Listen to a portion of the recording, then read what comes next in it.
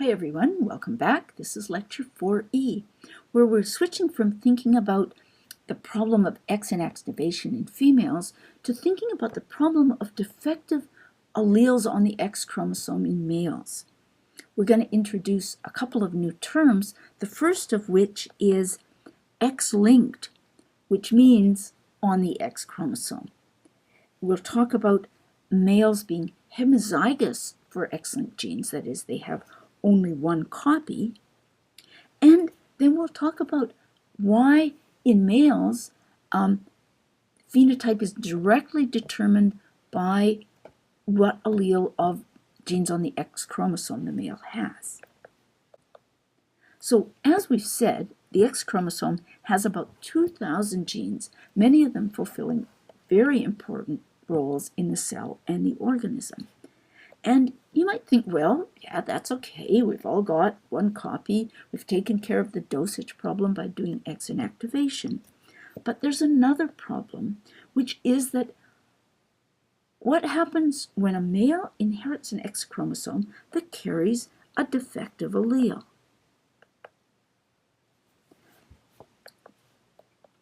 So males have only one X chromosome. So they have only one allele of each X-linked gene. They're not diploid for these genes. For these genes, they're haploid, and we use the term hemizygous to refer to blocks of genes that are all present only in a single copy.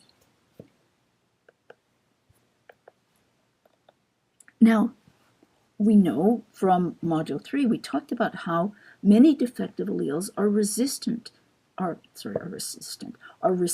to their functional counterparts in diploid cells.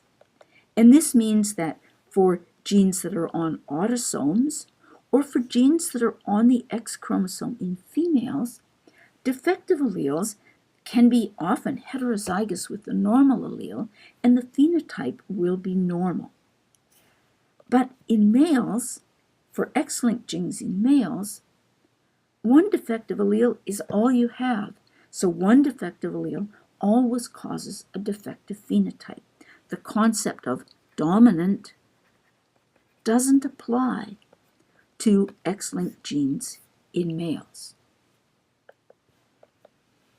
So you might be wondering, well, why doesn't this also happen in females because of X inactivation? Because females have only got one functional copy of each X chromosome in their cells. Shouldn't they also be effectively homozygous and not be protected by dominance from the consequences of defective alleles? Well, in fact, in general, females do not suffer from the effects of carrying a single defective allele on one of their two X chromosomes. And one major reason for that is that although the functional allele will be off in some patches of cells, it's on in others. And for many cellular functions, either the protein, occasionally, or much more often, the metabolites that are produced as a consequence of the gene product's action are distributed around the body by the bloodstream, so that as long as there are patches of cells with functional enzymes, all of the cells and tissues will receive what they need of the metabolites that it's that protein's responsibility to produce. Now, we'll talk more about this in the next lecture when we talk about the genes that cause color blindness. For now, I want you to consider a problem about color blindness, about effects in males and females. So we'll assume that 10%, you know that color blindness is quite a common defect.